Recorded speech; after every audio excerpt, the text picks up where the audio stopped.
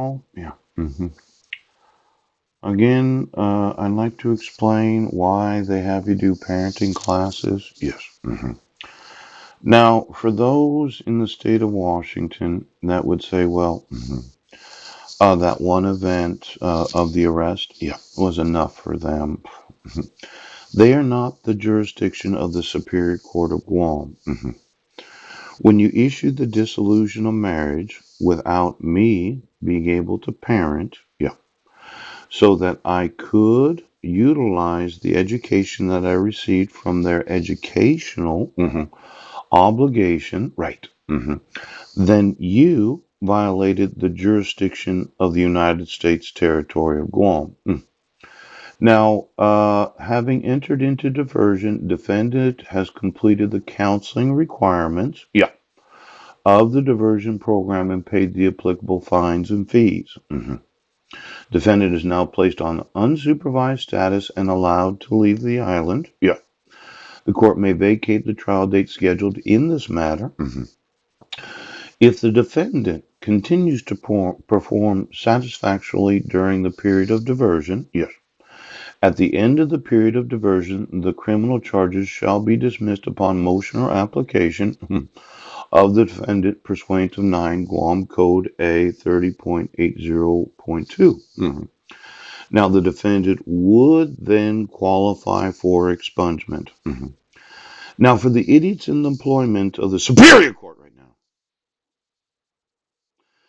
you did not have the jurisdiction to issue a protection order. The jurisdiction of the accusation of the crime was Guam. The condition of diversion was the counseling requirement, yes, and the parenting classes that the court required of me, yes, to be able to leave the island. Once I completed the parenting classes, yes, I had to be able to parent my sons, yes, so as to prove that I had learned what the court wanted me to learn. Hmm That means you couldn't petition the court for dissolution of marriage without the attempt of reconciliation. Oh, so I could learn and then do what the education requires of parenting. Oh. Now, this contact that was to be regulated, yes, by the court in the state of Washington. Mhm. Mr. Budnick shall obey the orders of the Washington court. Yes, there should not have been any exclusive jurisdiction. Yes, continuing exclusive jurisdiction of the six children on July 8th of 2011. You as a court did not have the jurisdiction to issue a protection order. You as a court did not have the jurisdiction to issue a dissolution of marriage on May 24th of 2011 without obligating reconciliation between myself, my wife, and my sons. Yes. Now your thought is, well, what if he's a repeat offender? Yes, recidivism. What if she calls the cops and says that he yelled at me again?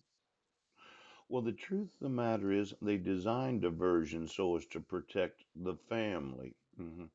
And this unnecessary caution on the part of those that are women, excuse me, healthy families of Clallam County right now, it completely denies the existence of the availability, yes, of couples that have kids keeping their family together because of the education that is received. Yes.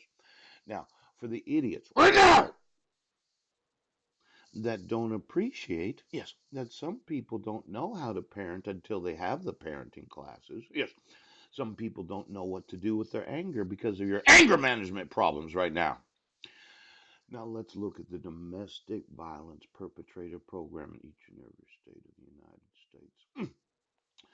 Is it the intention, yes, when there's an accusation, right, of domestic violence and child abuse, that you put the individual known as the perpetrator in the program, yeah, so that they get their mental health evaluation, yes, and then there's probably some sort of educational requirement within the program itself.